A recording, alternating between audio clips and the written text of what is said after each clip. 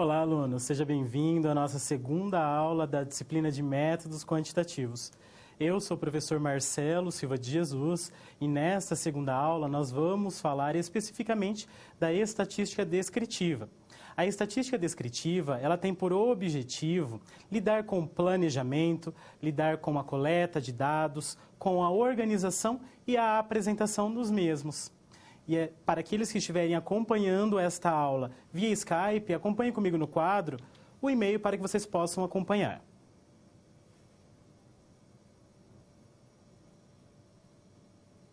Bom, como eu disse, nós vamos tratar especificamente da estatística descritiva. E assim, eu convido você a darmos início à nossa aula. Acompanhe no quadro.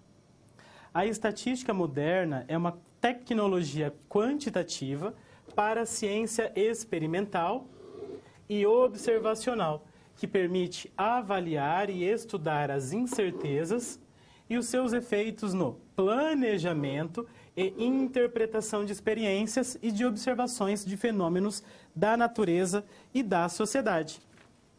Então, como eu mencionei no início, a estatística descritiva ela tem essa intenção de cuidar, de lidar com o tratamento de dados. Então, vai desde o planejamento dos dados até o seu tratamento, ou seja, a sua organização e a sua apresentação. E agora, então, eu convido você a assistir o vídeo de abertura desta aula.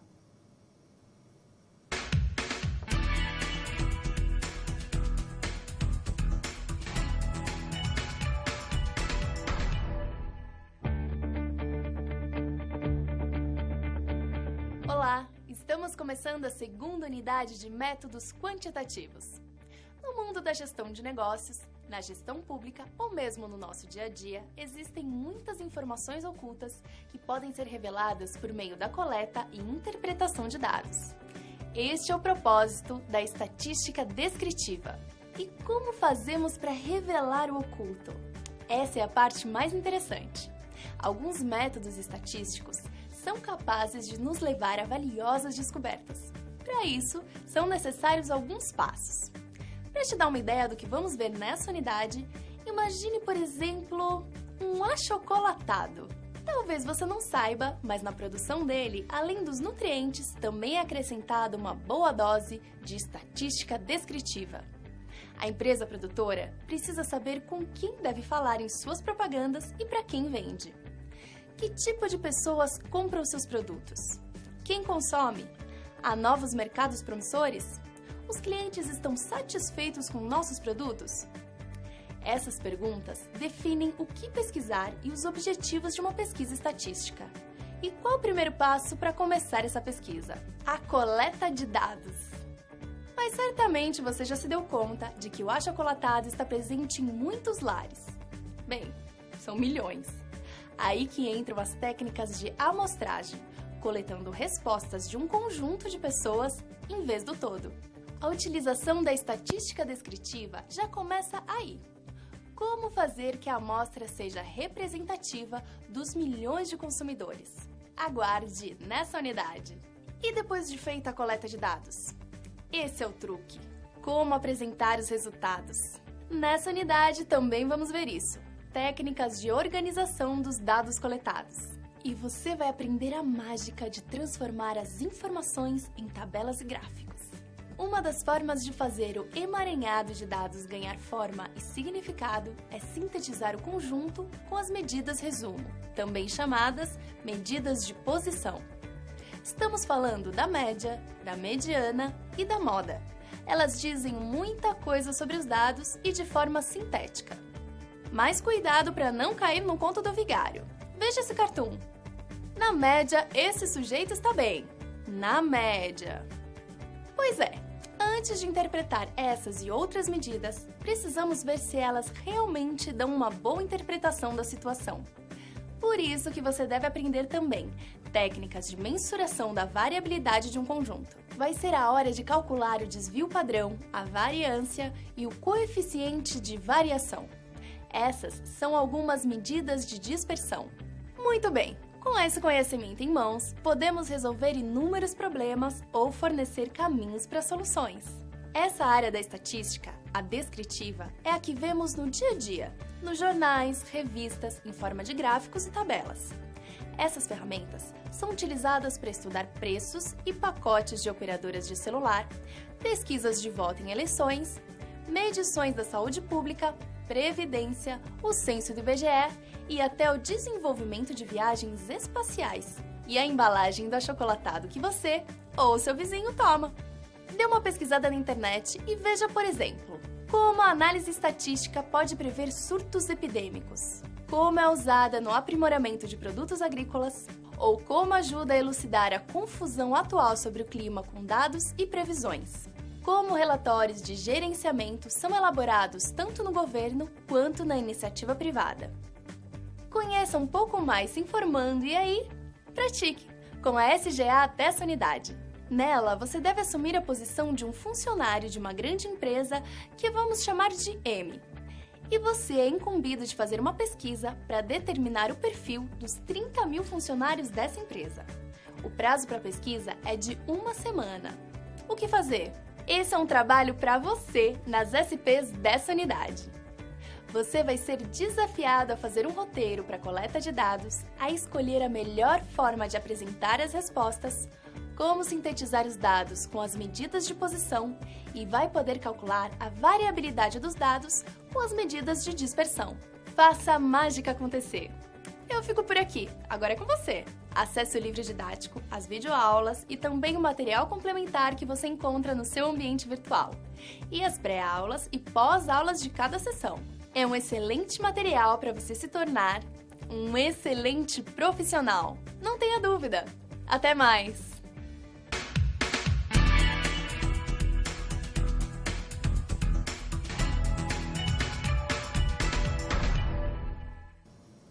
Bom, então você pôde perceber por meio do vídeo de abertura desta aula os conceitos que serão tratados. Mas para que haja uma aprendizagem de fato significativa, alguns conhecimentos se tornam importantes. Os conhecimentos prévios. Acompanhe no quadro. Então, entre os conhecimentos prévios, nós temos da matemática básica, as operações básicas de adição, subtração, multiplicação e divisão, as expressões tanto algébricas quanto numéricas, noções primitivas, de conjunto, elemento e pertinência, que é a ideia de um elemento pertencer a um conjunto, e também o cálculo de porcentagens. Mas para que a gente possa relembrar, então, o cálculo de porcentagem, vejamos a definição. Então, porcentagens nada mais são do que frações cujos denominadores são 100. Por isso o nome porcentagem. E existem diferentes representações para uma porcentagem. Existe a representação percentual, representação fracionária e a representação decimal. Veja um exemplo. Se eu tenho 2%, então eu posso representar por meio da representação percentual, e isso na representação fracionária, como que fica? Fica 2 sobre 100. E a representação decimal, como eu obtenho? A representação decimal ela é obtida dividindo o numerador da fração pelo denominador, ou seja, 2 dividido por 100. 2 dividido por 100 é o mesmo que 0,02. Vejamos alguns exemplos para o cálculo da porcentagem. 25% de 300. Como que eu calculo? 25% de 300 eu posso calcular fazendo 25 vezes 300, ou seja, valor da porcentagem pelo valor que eu quero obter, então 25% de 300, 25 vezes 300. E o resultado eu divido por 100. Eu sempre dividirei por 100? Sim, você sempre irá dividir por 100 no cálculo de porcentagem. 25 vezes 300, e aí o resultado dividido por 100 é igual a 75. Então, 25% de 300 é igual a 75. Vejamos um segundo exemplo. 8% de 30. Como que eu resolvo? Mesmo processo. 8 vezes 30 dividido por 100. 8 vezes 30 é igual a 240.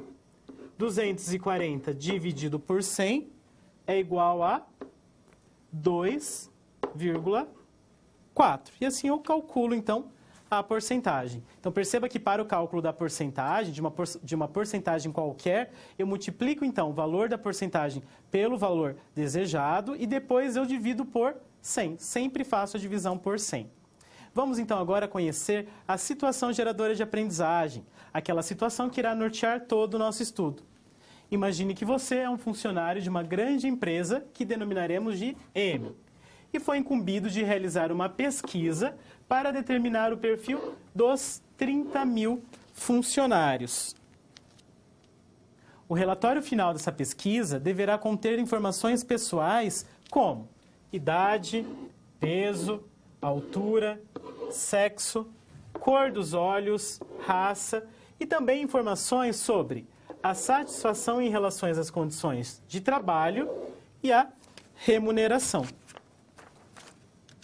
Considere que o prazo estipulado para a realização dessa tarefa seja 1 semana.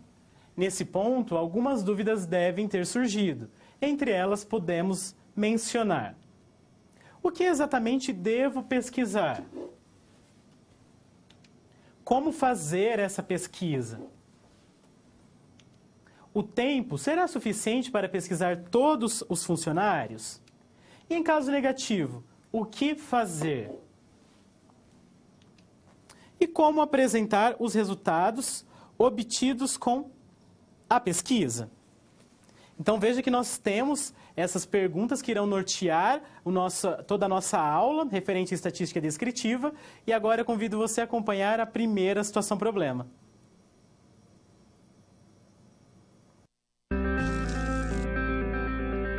Olá!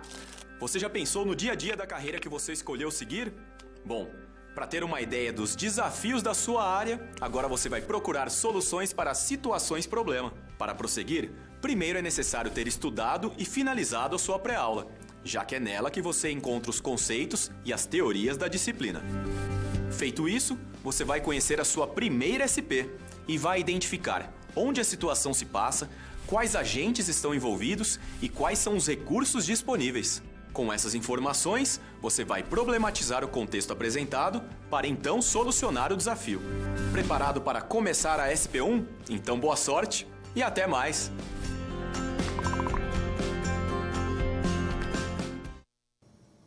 Vamos conhecer então a primeira situação-problema. Como planejar a coleta de dados? Então essa é a nossa primeira situação-problema. E para respondê-la, vamos tratar de conceitos da estatística descritiva, especificamente de conceitos relacionados com a coleta de dados. Vamos começar então definindo dois conceitos importantes, o conceito de população e o conceito de amostra de uma pesquisa estatística. Acompanhe no quadro. Então nós vamos entender população como sendo o conjunto de todos os elementos que possuem determinada característica em comum. E a amostra nós vamos entender como sendo qualquer subconjunto de uma população.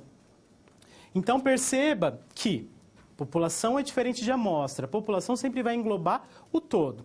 Veja um exemplo. Digamos que eu queira fazer uma pesquisa de intenção de votos lá na cidade de Clementina, São Paulo. O que é população e o que será amostra nesse caso? Eu tenho como pesquisar todos os eleitores da cidade? Sim, é possível. Porém, isso requer tempo e investimento. Por conta disso, nós podemos selecionar uma parte do conjunto total de eleitores. Nós podemos selecionar, então, um conjunto, que pode ser 5 eleitores de cada bairro.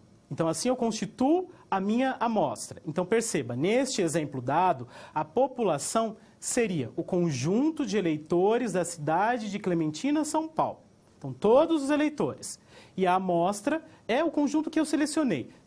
O conjunto formado por 5 eleitores de cada bairro. E aí a pesquisa ela se torna, então, mais fácil de ser realizada, tanto em questão de tempo, a questão temporal, quanto a questão financeira.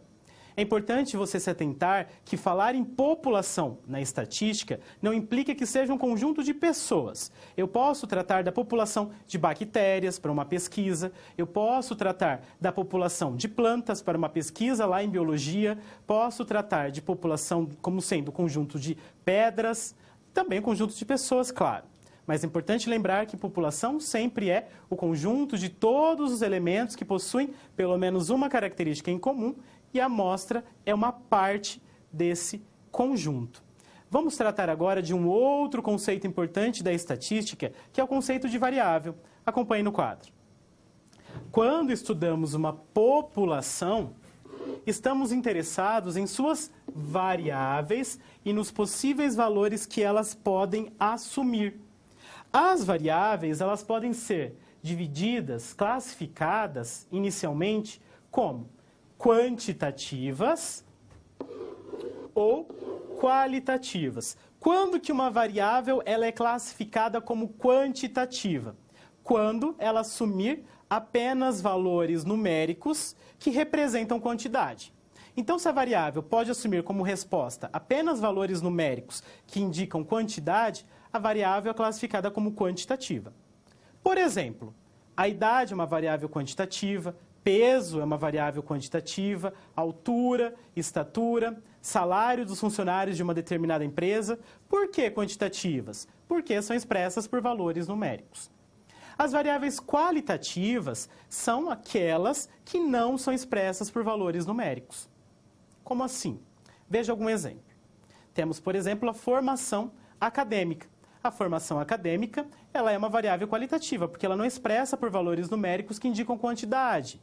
Como, por exemplo, temos o ensino fundamental, o ensino médio e o ensino superior. Por isso, variável qualitativa. Outro exemplo, cor do cabelo, cor dos olhos, cor da pele, são variáveis qualitativas. Mas nós podemos ainda subdividir a variável quantitativa e qualitativa de dois modos cada uma. Acompanhe novamente no quadro. As variáveis quantitativas podem ainda ser classificadas como quantitativas discretas ou quantitativas contínuas. Então, se a variável ela é quantitativa, quando que ela será discreta? Será discreta quando os valores numéricos forem apenas números inteiros.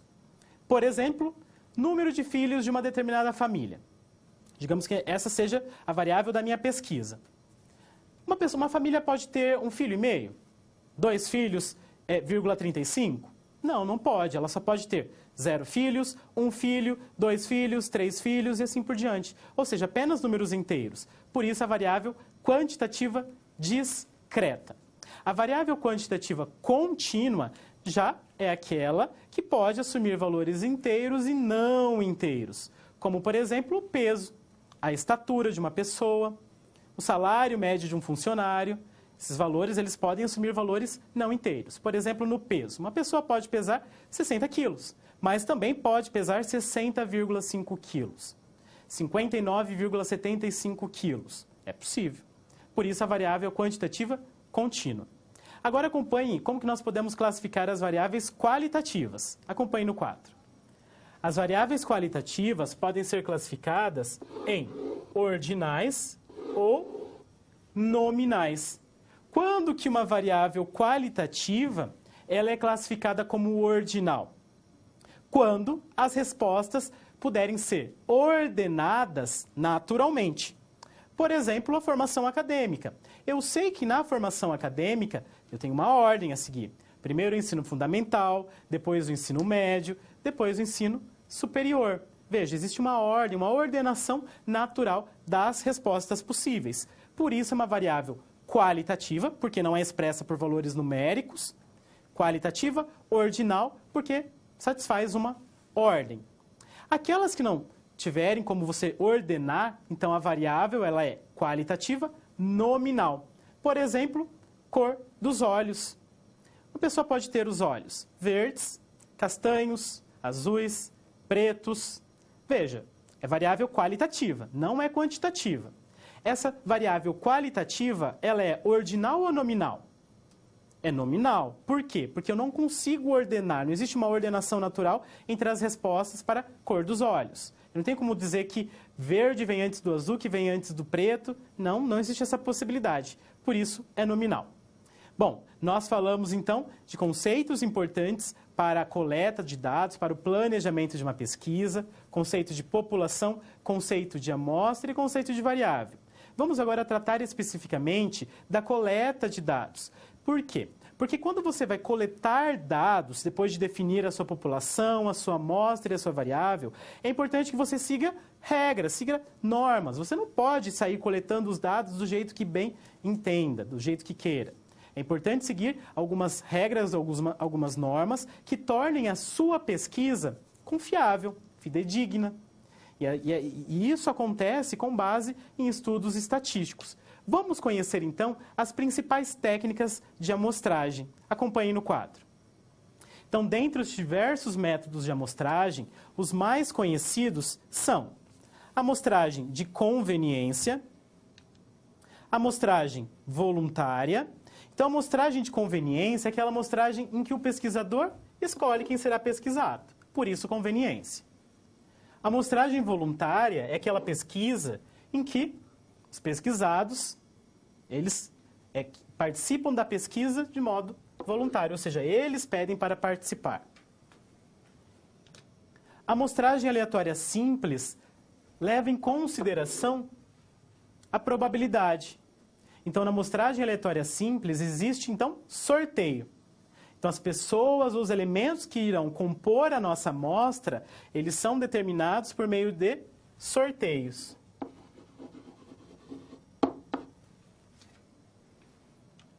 Amostragem sistemática. A amostragem sistemática é aquela amostragem que os elementos da população já estão ordenados.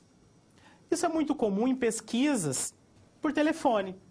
Então, pesquisas que, digamos, uma empresa queira pesquisar a satisfação das pessoas em relação a uma determinada marca.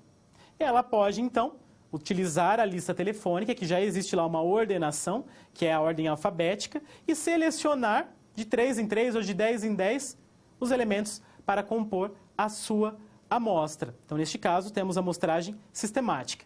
Continue acompanhando no quadro. Outro tipo de técnica de amostragem é a amostragem aleatória estratificada.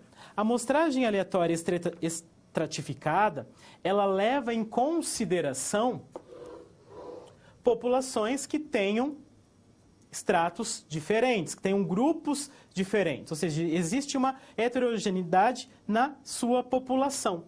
Por exemplo, digamos que em uma determinada pesquisa a população seja formada por mulheres e por homens. Vamos considerar uma população com 50 alunos.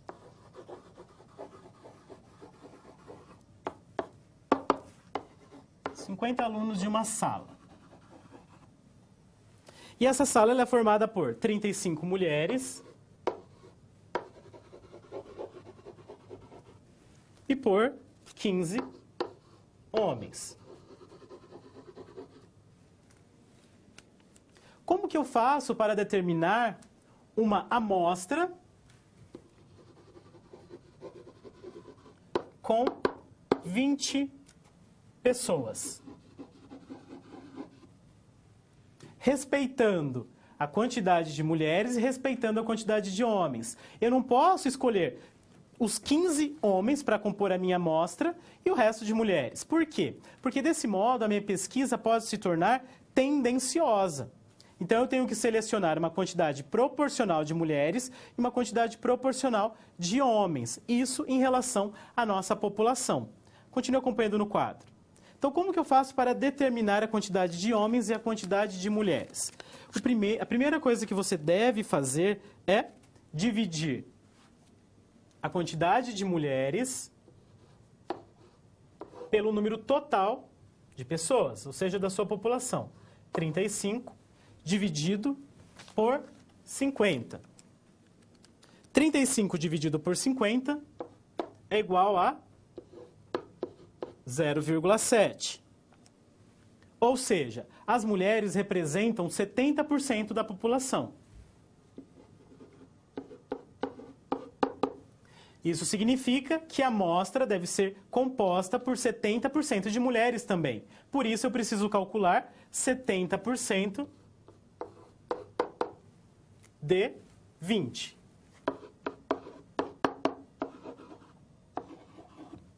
Como que eu calculo 70% de 20? Nós vimos no início da aula. Multiplico 70 por 20 e o resultado eu divido por 100. 70 vezes 20 é igual a 1.400. 1.400 dividido por 100 é igual a 14. Isso significa que a minha amostra deve ser composta por 14 mulheres.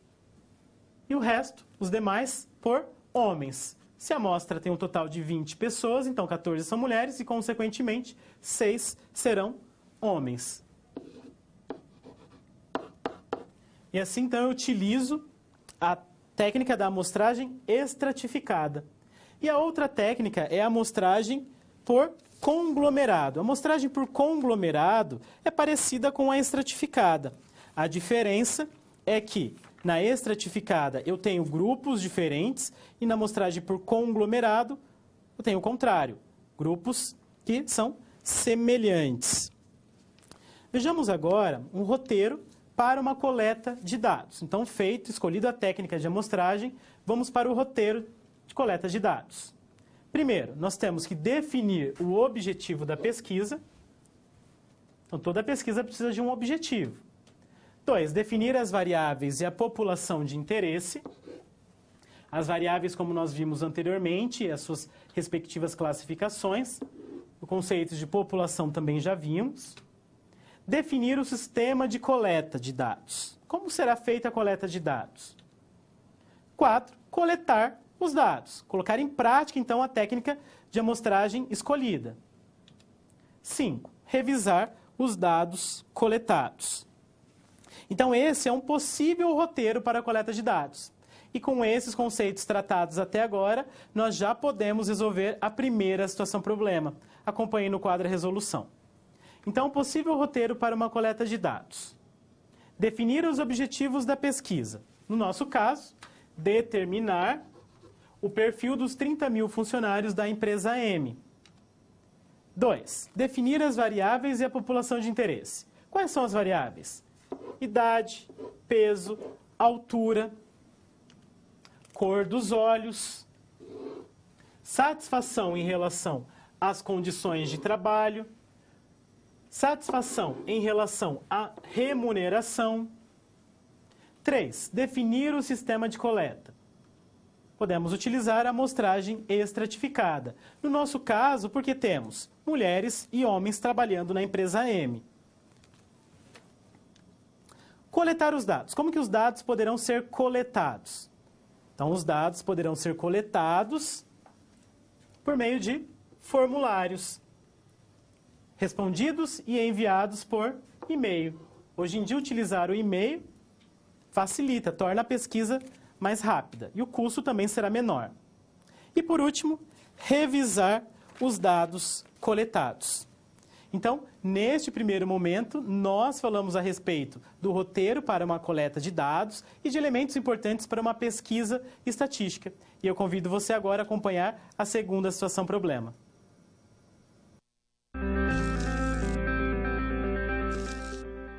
E aí?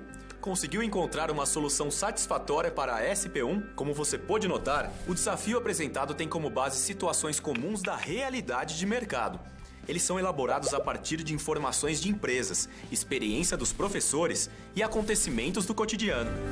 Isso significa que antes mesmo de você se formar, além de todo o conhecimento teórico, você já está em contato com a realidade do seu futuro profissional. Ah, e caso surja alguma dúvida, acesse o fórum e envie a sua pergunta, ok? Confere agora a SP2.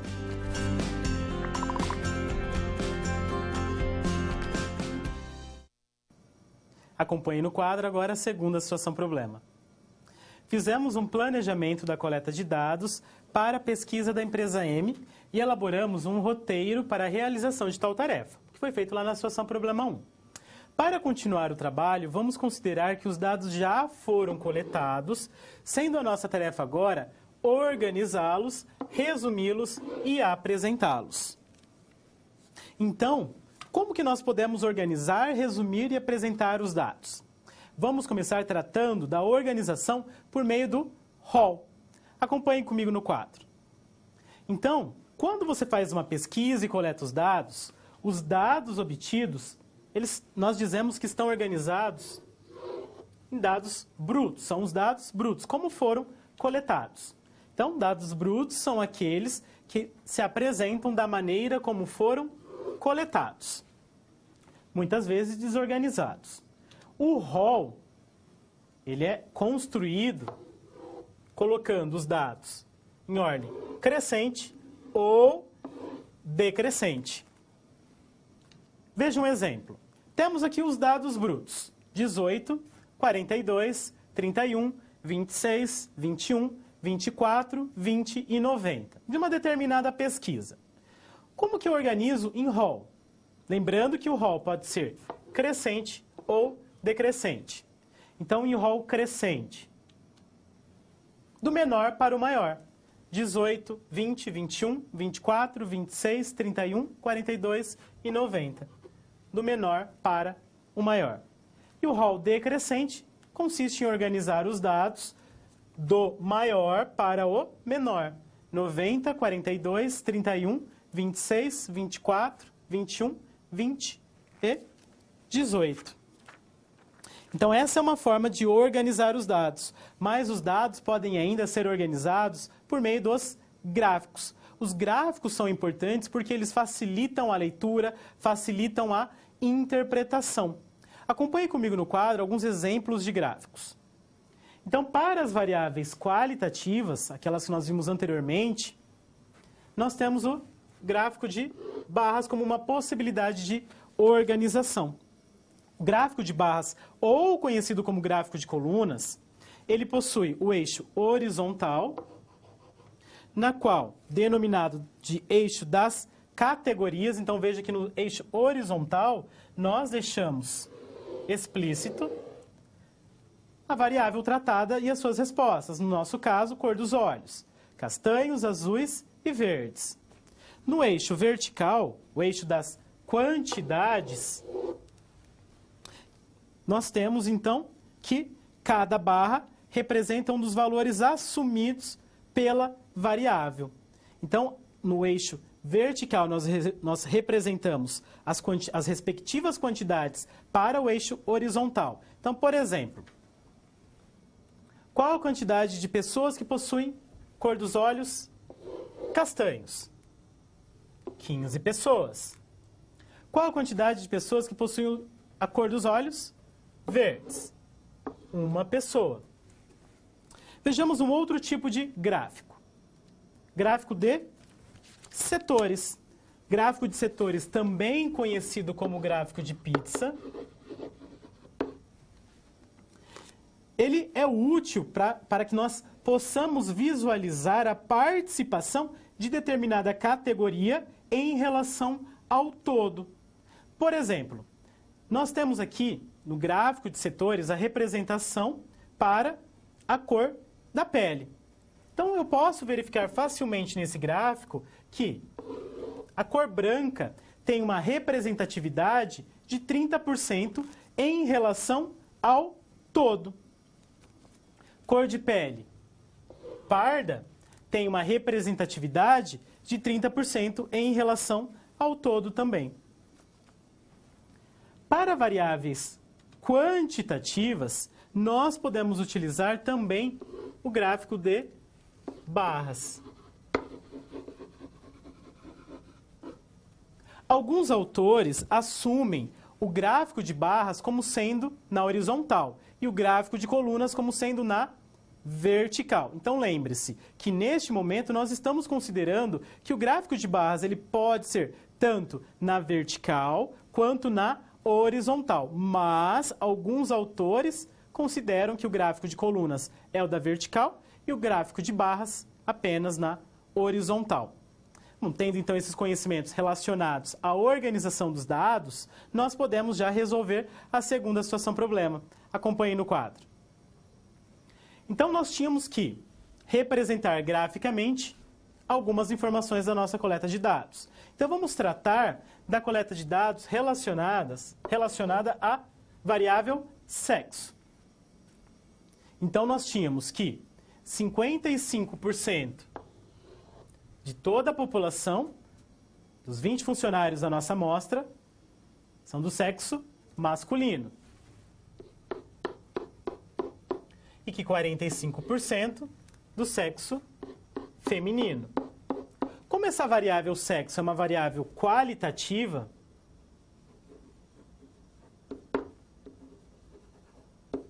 nós podemos representar tanto utilizando o gráfico de barras, quanto o gráfico de setores. Perceba que no gráfico de setores eu consigo facilmente visualizar a relação entre a quantidade de homens e a quantidade de mulheres. E eu já concluo só de olhar que a amostra ela é constituída por mais homens do que mulheres. Então essa é a função dos gráficos, facilitar a nossa leitura, facilitar a interpretação.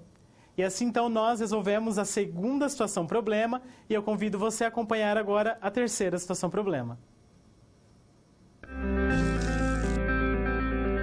Bom, 2 SPs já foram finalizadas. Como você acha que está se saindo? Lembre-se de que para se dar bem, é importante seguir as etapas, já que elas facilitam os seus estudos. Vamos revê-las? Primeiro é necessário estudar a pré-aula para conhecer a teoria e os conceitos da disciplina. Em seguida, leia a SP com atenção para conhecer e interpretar a situação exposta. Feito isso, você deve levantar hipóteses sobre a situação problema, considerando os recursos disponíveis. E por fim, você deve aplicar os conceitos estudados com foco em resolver a problematização. Combinado? Então fique agora com a SP3. Até mais!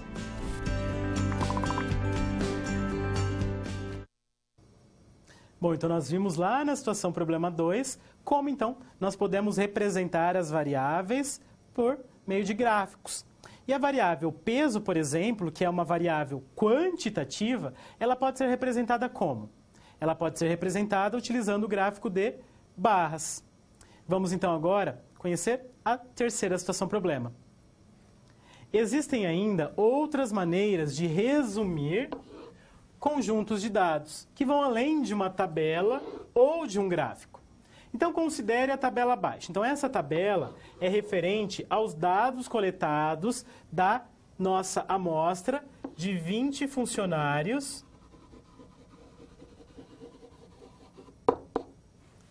da empresa M. Então, nós temos informações a respeito da idade, da estatura, do peso, do sexo, da cor da pele, da satisfação em relação às condições de trabalho e em relação à remuneração. Então, vamos continuar trabalhando com esse conjunto de dados. Como representar os dados referentes à variável por um único valor?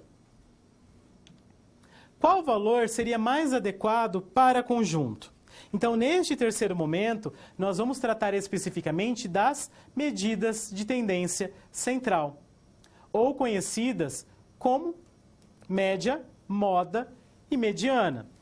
São as principais medidas de tendência central que nós utilizamos e que possivelmente você já tenha lidado em algum momento da sua formação acadêmica. Então, vamos começar pela média. Acompanhe no quadro. A média aritmética ou simplesmente média, então quando eu falar em média, entenda como média aritmética. Corresponde à divisão da soma de todos os valores de um conjunto de dados pela quantidade de valores desse conjunto. E nós representamos isso por meio dessa fórmula. Mas o que quer dizer essa fórmula? Que para o cálculo da média nós somamos os conjuntos, todos os dados do conjunto, e dividimos o resultado pela quantidade de dados. Vejamos um exemplo. Calcule a média do seguinte conjunto de dados: 18, 20, 21, 24, 26, 31, 42 e 90. Então, o que eu faço primeiro? Somo todos os dados. Então, fazemos a soma.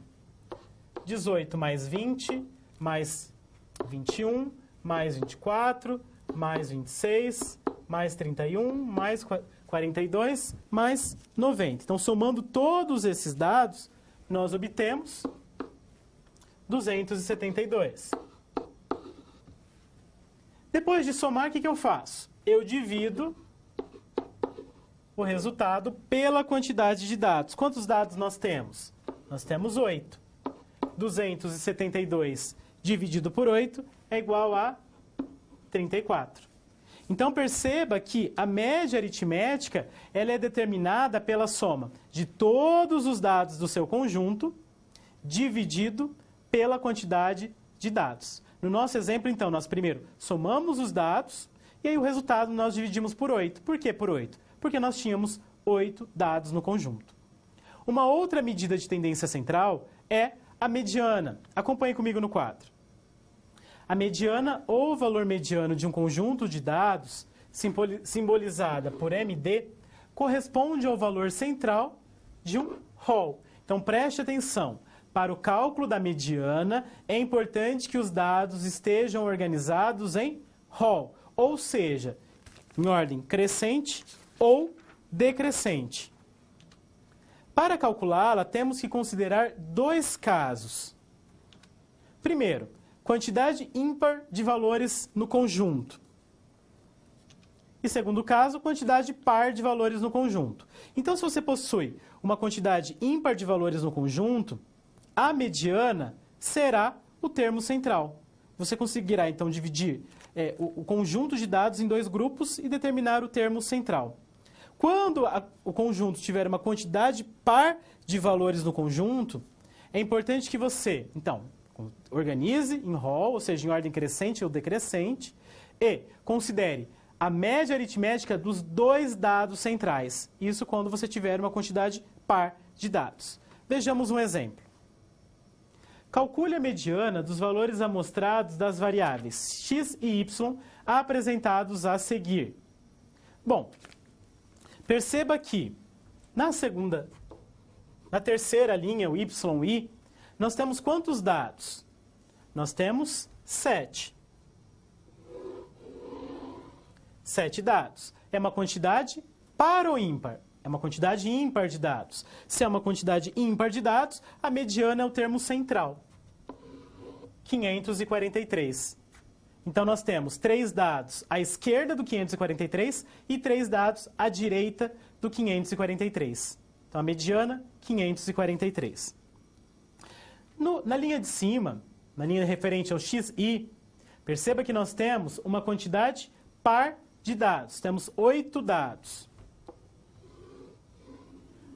Eu não tenho como determinar um termo central, mas eu posso, então, e devo calcular a média aritmética dos dois centrais. Quais são?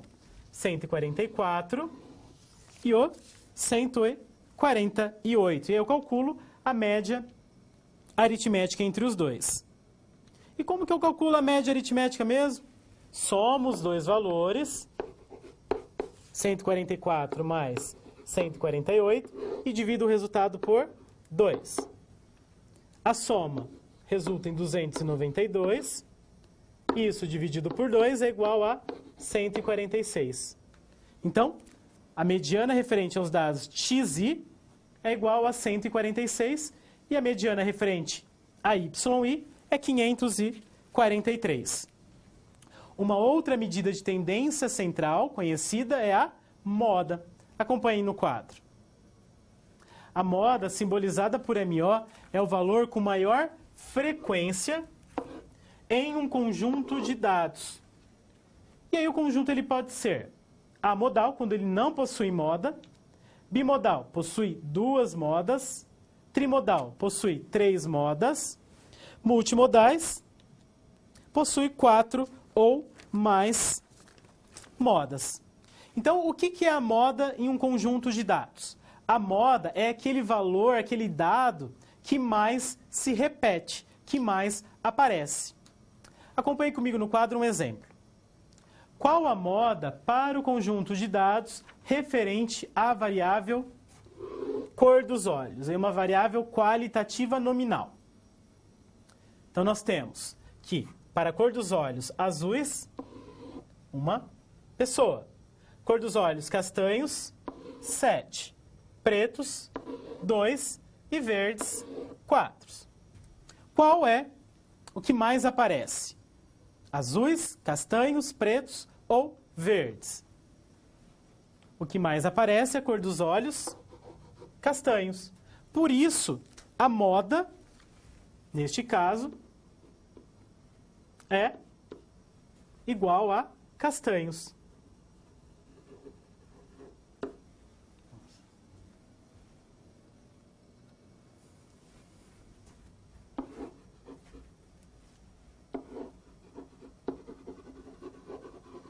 Então, nós vimos as 3 medidas de tendência central mais conhecidas: a média, a moda e a mediana. Lembrando que a média é a soma de todos os dados dividido pela quantidade de dados. A mediana é o valor central, a medida central, que pode ser determinada para uma quantidade ímpar de valores. Se você tiver uma quantidade ímpar de valores, a mediana será exatamente o termo central.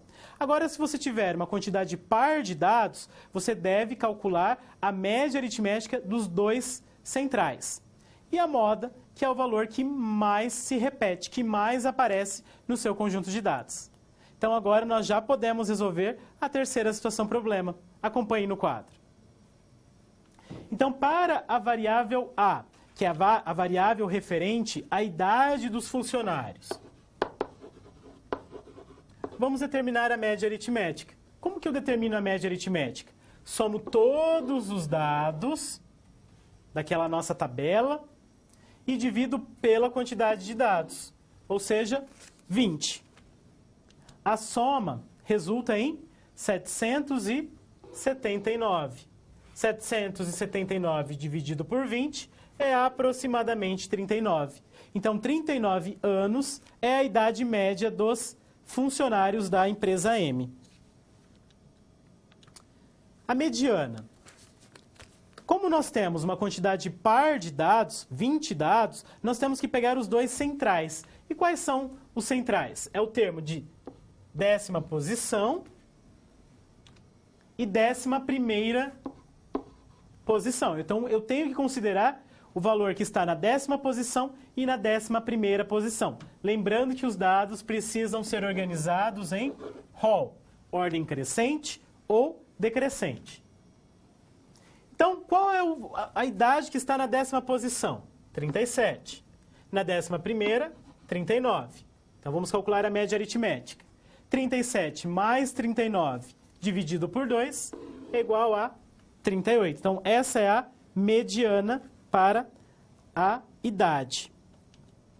A outra variável, variável D, variável referente ao sexo. Qual é o que mais aparece? Sexo masculino ou sexo feminino? Então, observando na nossa tabela,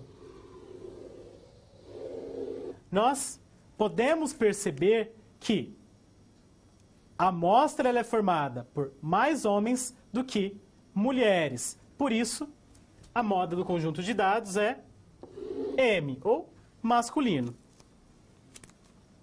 Então, utilizando as medidas de tendência central, média, mediana e moda, nós resolvemos a terceira situação problema e eu convido você agora a acompanhar a quarta situação problema. Quando você faz uso de todo o material didático, você passa a conhecer as teorias e os conceitos da disciplina de forma mais completa. Só assim as SPs, que servem de exercícios práticos que te preparam para o mercado de trabalho, terão efeito na sua carreira. Ou seja, seguindo as etapas, você está adquirindo experiência profissional antes mesmo de terminar o seu curso. E se durante a sua leitura algum ponto de interrogação surgir, não se preocupe. Envie sua dúvida no fórum, ok? Fique agora com a SP4. Boa sorte!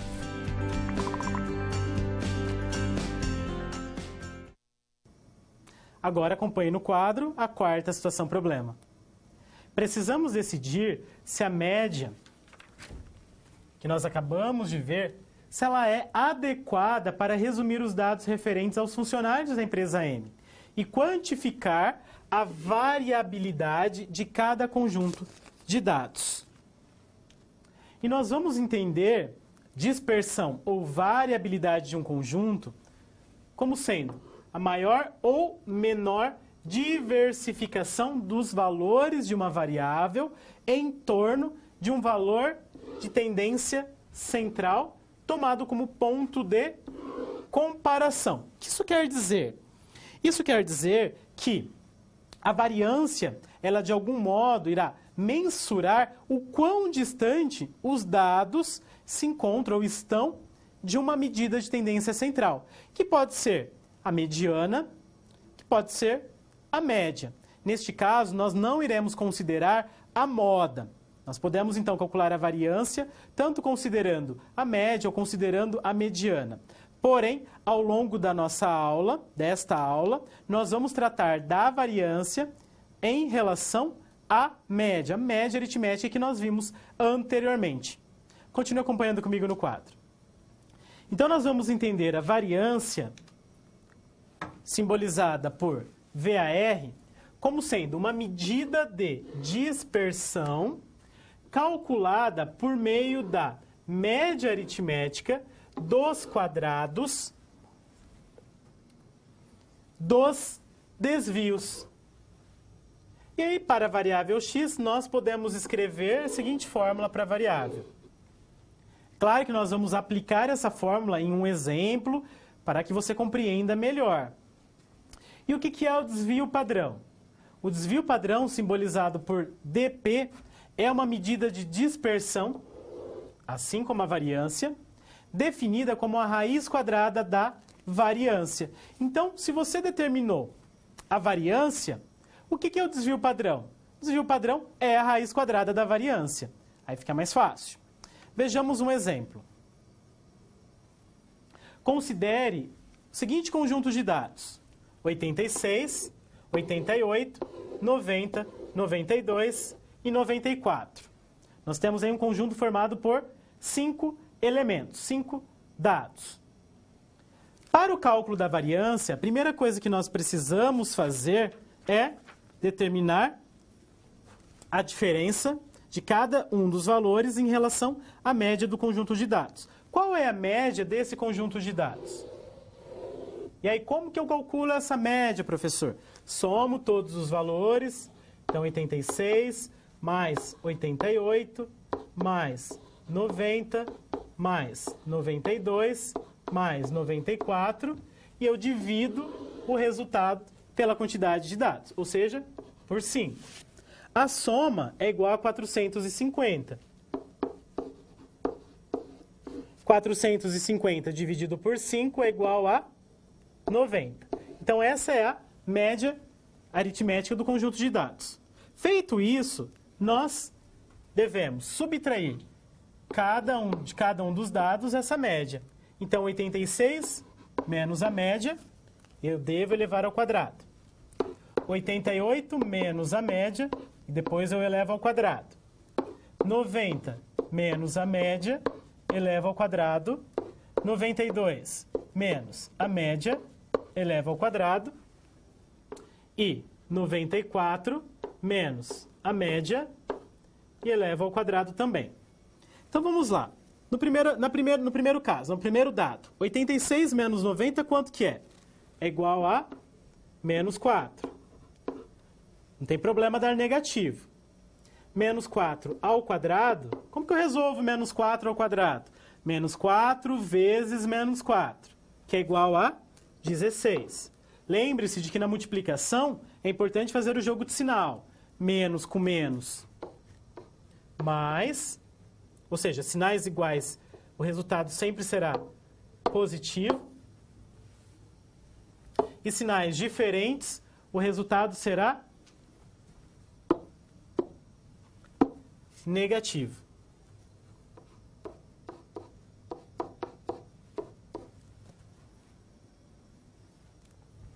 Então, na segunda linha, 88 menos 90. 88 menos 90 é igual a menos 2. Menos 2 ao quadrado igual a 4. Novamente, menos 2 vezes menos 2, 4 positivo. 90 menos 90 é igual a 0. 0 ao quadrado é igual a 0. 92 menos 90 é igual a 2. 2 ao quadrado é igual a 4. E na última linha, 94 menos 90, 4. Isso positivo. 4 ao quadrado é igual a 16.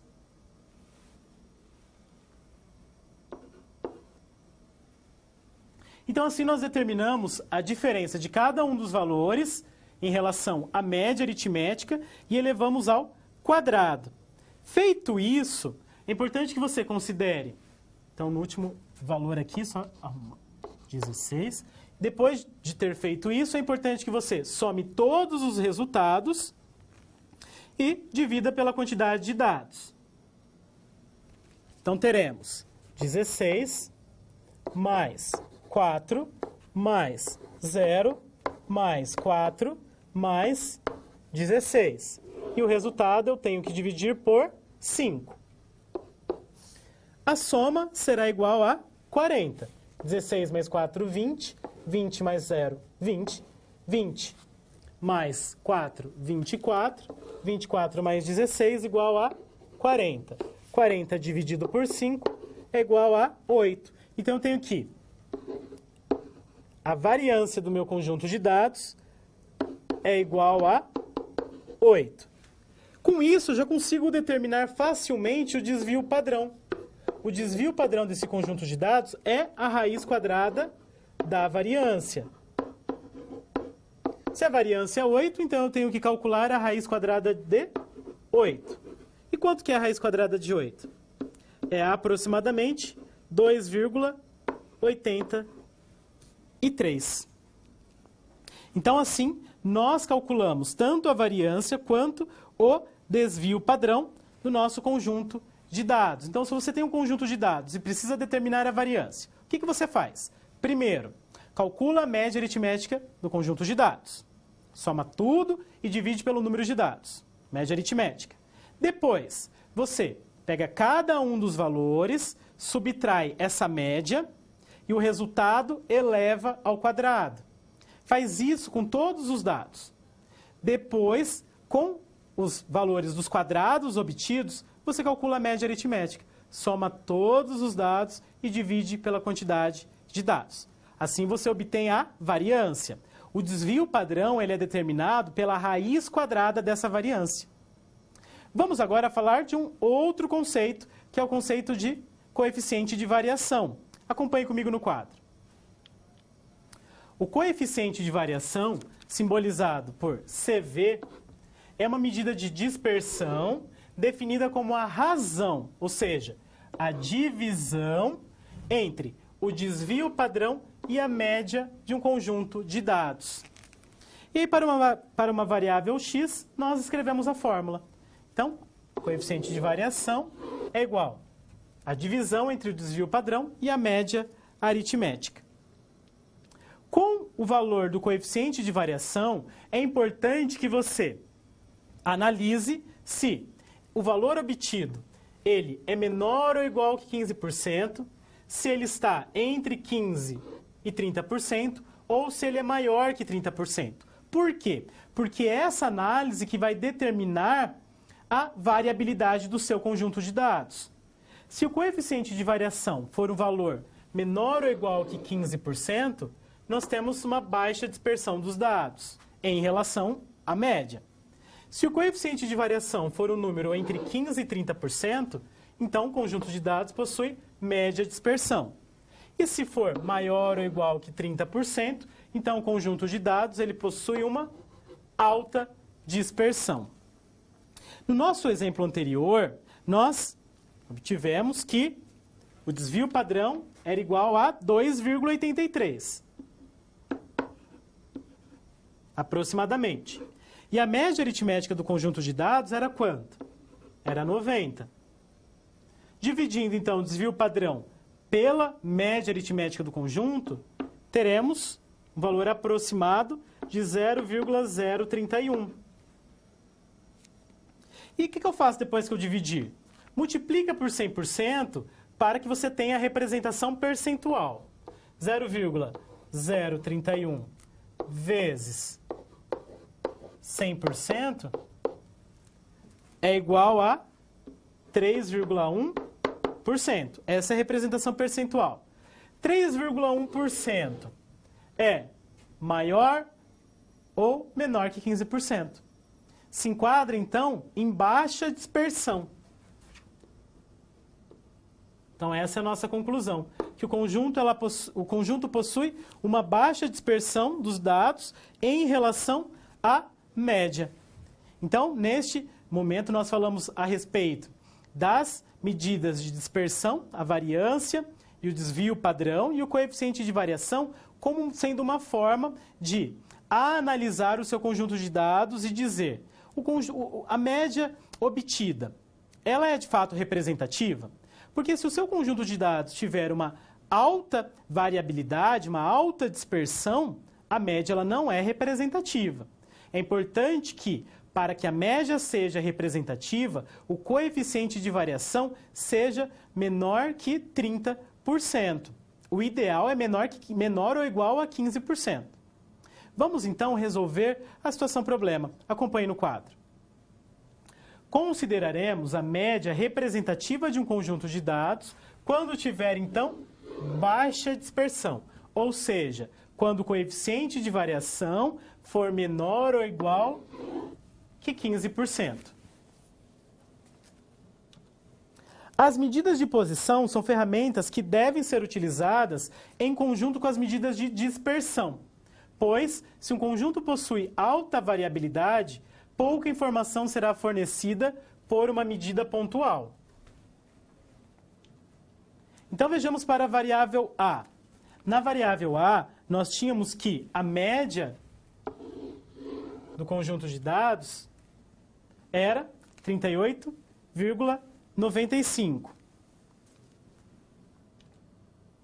Para a variável peso, a média aritmética do conjunto de dados era 76,05. Como que eu obtenho a média para a idade? Como que eu obtenho a média para o peso?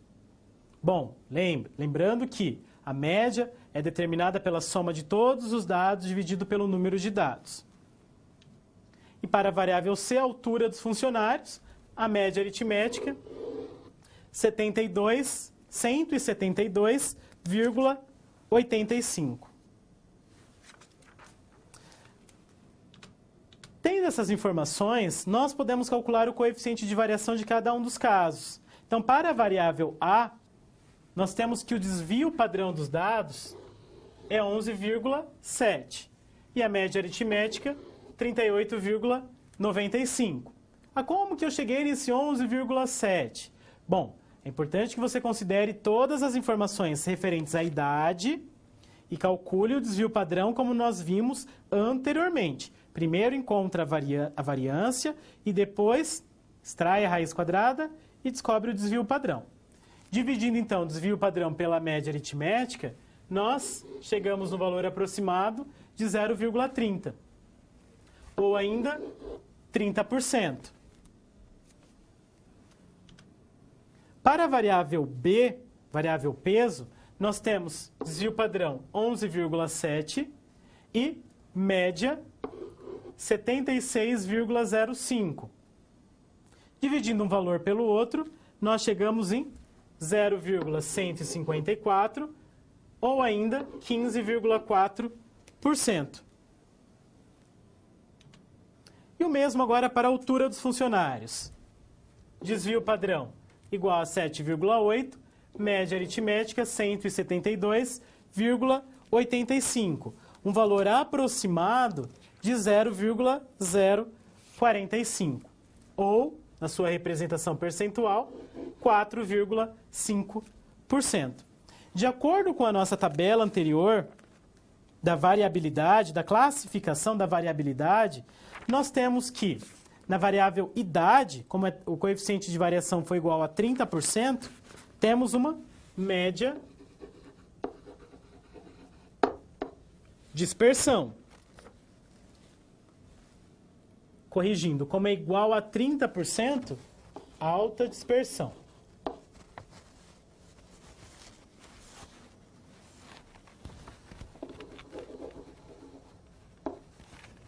No segundo caso, na variável b, nossa, referente ao peso, como o valor do coeficiente de variação foi igual a 15,4%, então nós temos uma média dispersão. E no terceiro caso, referente à altura, nós temos uma baixa dispersão. Isso significa que a média ela é representativa apenas no terceiro caso, apenas para a variável altura. A média aritmética ela não é representativa nem para a idade, nem para o peso dos funcionários. Deste modo, nós resolvemos a quarta situação problema e eu convido você agora a novas situações.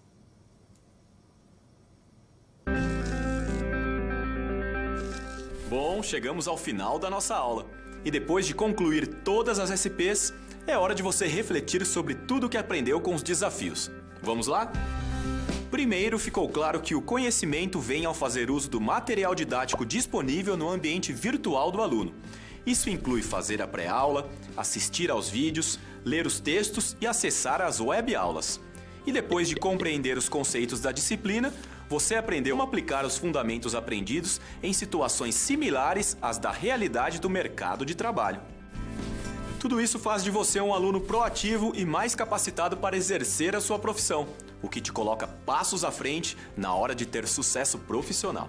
Mas não acabou. Você ainda tem a sua pós-aula para acessar. Não vai esquecer, hein?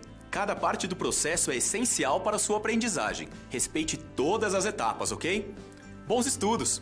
Tchau! Vamos então conhecer uma nova situação. Acompanhe no quadro. Uma pesquisa de mercado obteve os seguintes dados relativos aos preços de um determinado produto. Então, 2,35, 2,35, 2,40, 2,40, 2,40 e 2,55. Será que a média é adequada para resumir os dados referentes aos preços coletados? Bom, para determinarmos se a média ela é adequada, nós precisamos primeiro, então, determinar essa média e depois determinar o coeficiente de variação. Lembrando que o coeficiente de variação, ele é a divisão entre o desvio padrão e a média aritmética. Então, vamos determinar a média aritmética e o desvio padrão. Acompanhe novamente comigo no quadro. Então, para o cálculo da média aritmética, foi apresentado aqui um cálculo, porém, esse cálculo não está correto. Vamos realizar novamente o cálculo da média aritmética. Então, a média aritmética será determinada pela soma de todos os valores, 2,35 mais 2,35 mais 2,40 mais 2,40 mais 2,40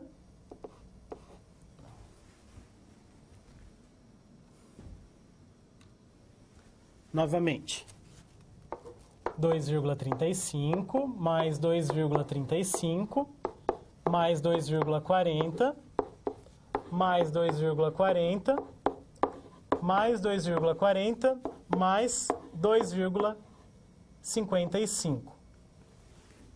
Tudo isso dividido pela quantidade de dados. Quantos dados nós temos? Nós temos 6 dados. Então, nós dividimos o resultado da soma por 6. O resultado da soma é igual a 14,45. 14,45 dividido por 6 é aproximadamente 2,408. Então, essa é a nossa média aritmética. Bom, agora para o cálculo do desvio padrão, é importante que você se lembre de efetuar os cálculos que nós vimos anteriormente, para a variância e depois para o desvio padrão, sendo o desvio padrão a raiz quadrada da variância. O desvio padrão a ser determinado, a ser encontrado, ele é igual a, ele é aproximadamente 0,5. 0,067.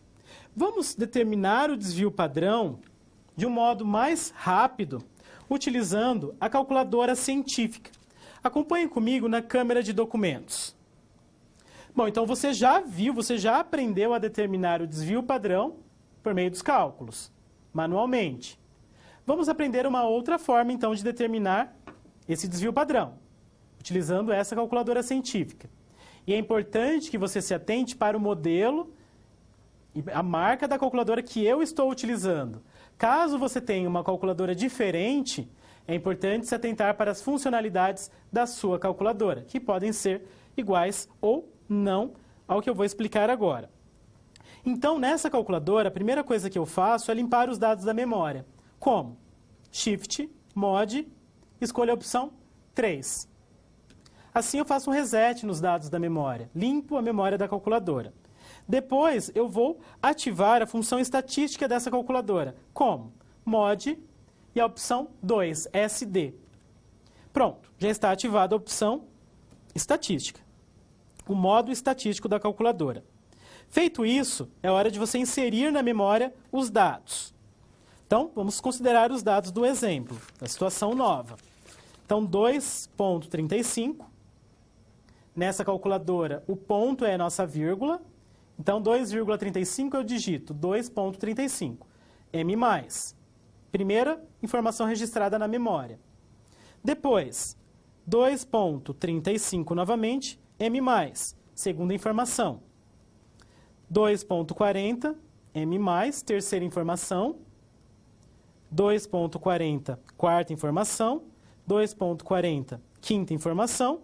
E, por fim, 2,55, M+, sexta informação registrada na memória da calculadora. Feito isso, nós digitamos Shift e escolhemos a opção, o número 2, porque fazendo isso eu ativo a função estatística que nos fornece a opção 1, que é a média aritmética, a opção 2, desvio padrão populacional, quando é com toda a população, e 3, desvio padrão amostral.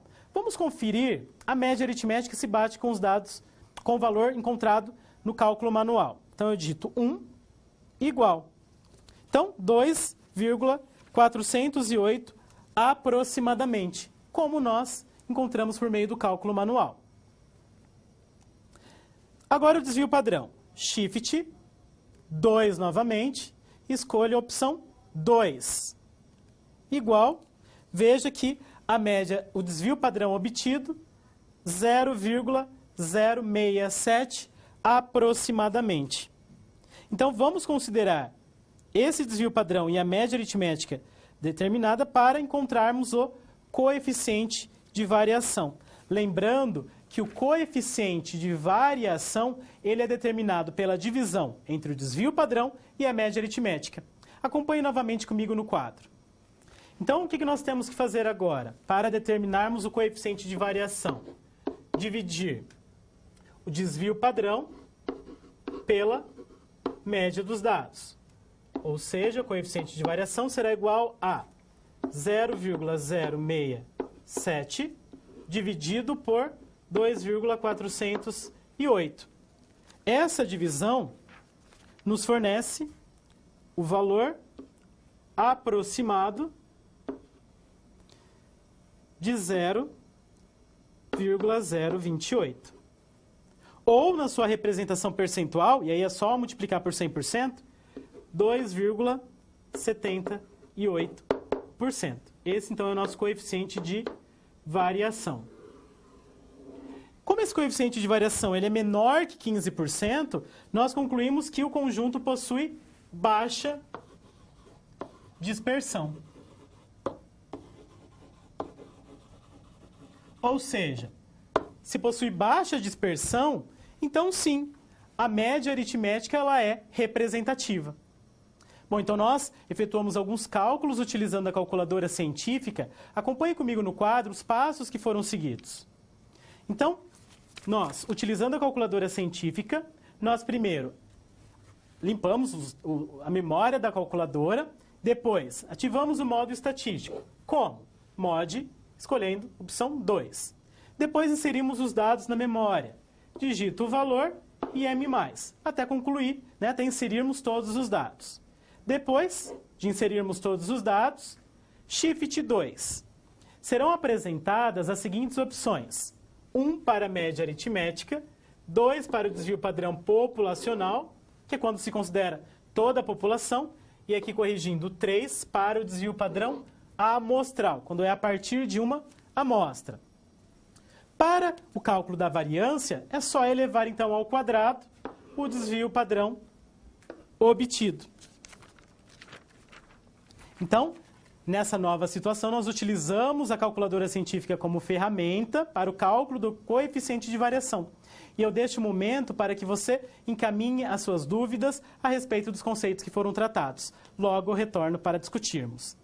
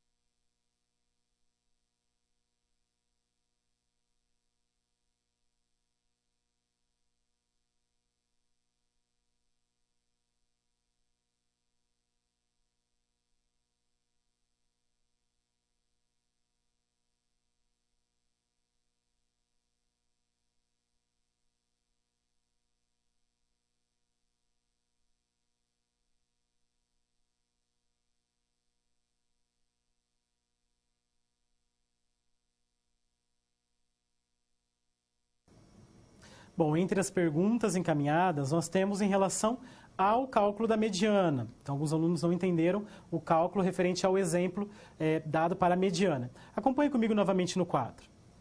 Então, nós temos que para o cálculo da mediana, você deve levar em consideração se o conjunto de dados ele possui uma quantidade par de dados ou uma quantidade ímpar de dados. Se possuir uma quantidade par de dados, então, depois de organizar em rol, ordem crescente ou decrescente, você deve tomar os dois termos centrais, então, neste caso, 144 e 148, e calcular a média aritmética. Então, a média aritmética entre 144 e 148 é dado pela soma 144 mais 148, 292, dividido por 2, ou seja, 146. Então, no primeiro caso, a mediana é igual a 146. No segundo caso, que você tem uma quantidade ímpar de dados, a mediana é exatamente o termo central. Ele faz parte do conjunto de dados.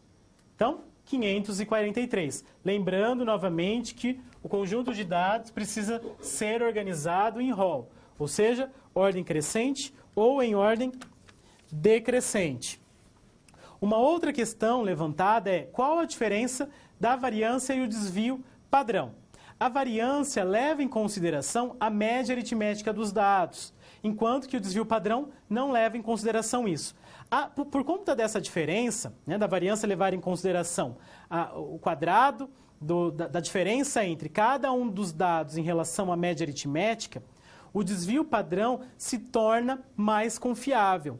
Ele é uma medida de dispersão que permite que você analise de um modo mais adequado a dispersão dos dados, ou seja, o quanto que cada um dos dados se distancia da média aritmética.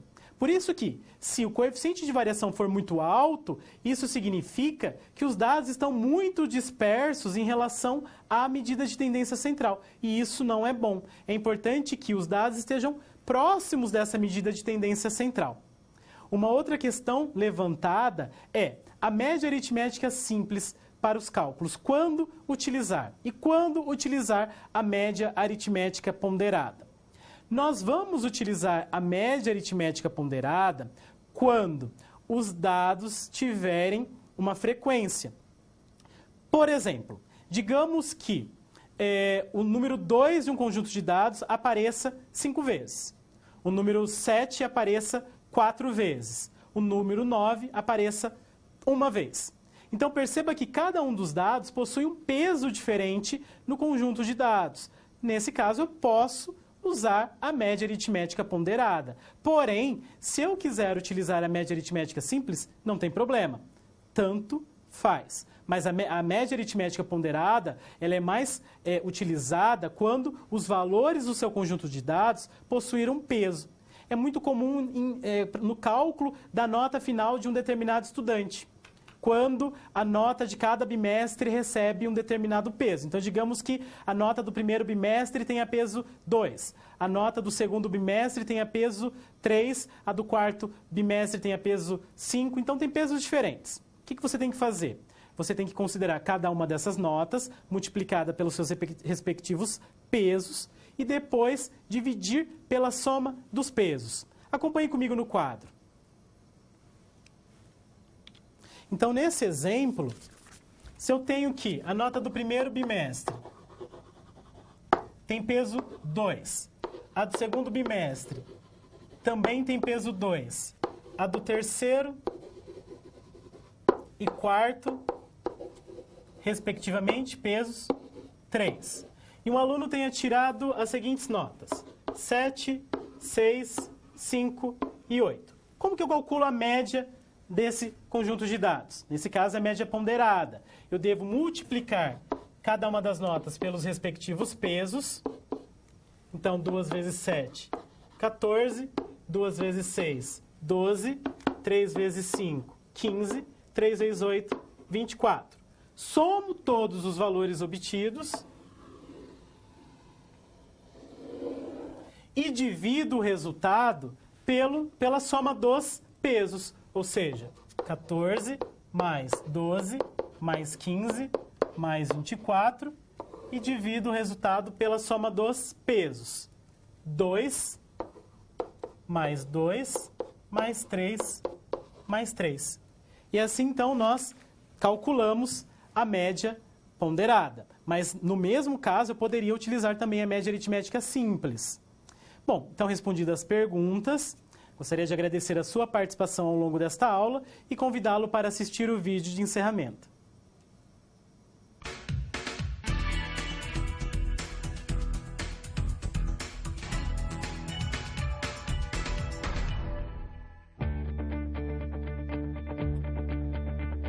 Olá, vamos chegando ao final da unidade 2 de métodos quantitativos. Agora você já conhece as medidas de dispersão, já é capaz de fazer cálculos para mensurar a variabilidade de um conjunto de dados. E sabe que as medidas de dispersão são fundamentais para determinar se uma medida de posição representa bem um conjunto ou não. Aprendeu que a média, a mediana e a moda são medidas resumo que podem ser eficazes para sintetizar informações, assim como gráficos e tabelas são ferramentas importantes para análise de informações. Antes disso tudo, é claro, foi preciso descobrir como fazer uma coleta de dados relevante. Viu o tanto que você está sabendo? Agora você pode tirar o coelho da cartola quantas vezes quiser. Essa é a mágica de aprender. E memorizar também é um truque importante para aprender. Você se lembra dos desafios das situações problema? Vamos relembrar. Na SP1, você aprendeu a fazer um roteiro para coleta de dados sobre os funcionários da empresa M. Primeiro vieram os objetivos para guiar a pesquisa. Depois, foi preciso adaptar perguntas genéricas para que as respostas fossem objetivas. Depois, foi definido o sistema de coleta. Você viu que a amostragem devia envolver todos os cargos e que é necessário planejar a maneira de coletar os dados. Já na SP2, a tarefa foi organizar os dados coletados, resumir e apresentar. Foi necessário decidir qual a melhor forma gráfica de representar as respostas. Foram trabalhadas duas variáveis, sexo e peso, e foram feitos gráficos com base nas características intrínsecas a essas variáveis. O gráfico de setor foi escolhido para a variável sexo, e um histograma foi o mais adequado para o peso. Na SP3, o desafio foi resumir os conjuntos de dados utilizando as medidas de posição. Foram calculadas a média, a mediana e a moda para as variáveis idade e sexo. Vimos que a média e a mediana não representaram muito bem o conjunto de idades. E a moda foi a única medida de posição que pôde ser utilizada para a variável sexo. Na SP4 ficou claro por que a média calculada não era representativa, por não dimensionar o quanto as idades variavam. Isso ficou evidente com o cálculo das medidas de dispersão, resultando em porcentagens de variação elevados para idade e peso. A conclusão foi que o uso de um gráfico ou tabela seria melhor para representar esses dados. Agora é a sua chance de aplicar o que aprendeu em novos contextos. Veja esse gráfico do Censo Escolar de 2014, disponível no site G1. Em 2014, o número de escolas de ensino básico no Brasil era de 189.818. Com essa informação e as apresentadas no infográfico, é possível determinar a quantidade de escolas que possuíam laboratório de ciências, acessibilidade, quadra de esportes e outros itens. Calcule esses números e aproveite para fazer uma representação em gráficos de setores e de barras. Outra sugestão para você: a utilização da estatística descritiva é muito importante na criação de relatórios gerenciais. Acesse o site do Sebrae e baixe o roteiro ensinando como elaborar relatórios eficientes. Pratique tendo como referência dados do local onde você trabalha ou estuda. Esse é um aprendizado que você certamente vai usar profissionalmente. E aqui vão algumas dicas para você acessar os materiais didáticos e ver como a estatística descritiva está bem presente no seu dia a dia. Procure se informar mais sobre o censo escolar. Leia o artigo falando como ele é feito e qual sua importância para as decisões educacionais. Acesse o material sobre tipos de gráficos e veja como lidar com gráficos no Excel. Procure saber qual é a medida usada para divulgar o Índice de Desenvolvimento Humano, a média ou a mediana. E veja como um laboratório de coleta de sangue pode fazer seu controle de qualidade com o apoio de dados estatísticos. Você vai começar a notar que a estatística descritiva está por todo lado. Não deixe de realizar as atividades propostas. Leia o seu livro didático, os materiais complementares e principalmente a bibliografia recomendada. Você vai ver que a estatística é cada vez mais valiosa quanto mais você conhece sobre ela.